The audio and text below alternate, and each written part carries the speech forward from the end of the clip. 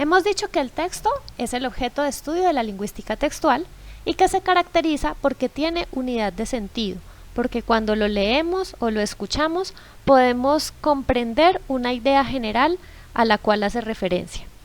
Dijimos también que el texto es cohesivo y para lograr esa cohesión utiliza herramientas como los referenciales, que mantienen el hilo temático, y los conectores, que establecen relaciones lógicas entre las ideas.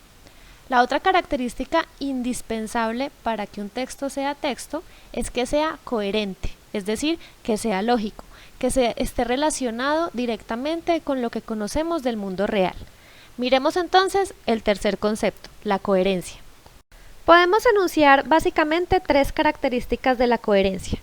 Lo primero es que el texto tenga una relación temática, es decir, que todas las oraciones estén alrededor de un mismo tema, que es lo que se logra gracias a la cohesión, porque si mantenemos el hilo temático utilizando referenciales, sinónimos o elisiones, entonces vamos a estar siempre hablando del mismo tema. Entonces, la coherencia de un texto se logra cuando hay un hilo conductor, un hilo temático. La coherencia tiene que ver también con la pertinencia con el contexto en el que se desarrolla la comunicación. Imagínense un profesor explicando y que al terminar su explicación diga, ¿hay alguna pregunta? Y un estudiante levante la mano y diga, profe, ¿puedo ir al baño? Pues es absolutamente incoherente porque lo que quiere el profesor es entender cuáles son las preguntas que tienen los estudiantes. Entonces la pertinencia es importante también para la coherencia. Y finalmente la no contradicción, es decir, que todas las ideas vayan orientadas hacia el mismo punto. Por ejemplo, si yo digo, hay varias ideas que se defienden en el libro. La obra es una crítica feroz contra la globalización. Entonces uno se queda pensando, ¿al fin qué? ¿Son ideas que se defienden o el libro es una crítica? No tiene sentido, no es coherente. La coherencia entonces es una propiedad semántica, es decir, de significado, y pragmática, es decir, tiene que ver con el contexto en el que decimos o en el que producimos el texto. La coherencia se presenta a nivel de oraciones, de párrafos o a nivel del texto con los mundos posibles. Se presenta a nivel de lo que Chomsky entiende como estructura profunda.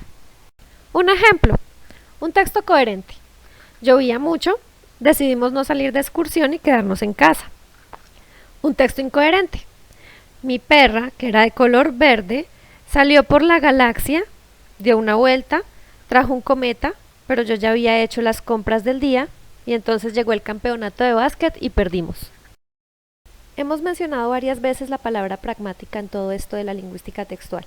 Aquí hay un excelente ejemplo de eso. Tenemos una conversación. El chico le dice a la chica, hoy presentan una excelente película en Cine Colombia. Y la chica le contesta, mañana tengo un examen de física a primera hora. La estructura superficial es exactamente eso que dice ahí, exactamente las palabras pronunciadas por los personajes. Pero en la estructura profunda, lo que el chico quiso decir fue, ¿vamos a ver la película? Y lo que la chica le contestó fue, no puedo, muchas gracias. Eso se entiende por contexto. En este caso, por ejemplo, el texto, la conversación, es coherente a nivel pragmático, pero no es cohesivo a nivel gramatical, porque no se está hablando del mismo tema, no hay un hilo conductor. Sin embargo, el contexto social nos permite comprender qué es lo que se quiere decir y en ese sentido la conversación es coherente. Entonces, la cohesión es una herramienta para lograr la coherencia, pero siempre es necesario tener en cuenta el contexto sociocultural.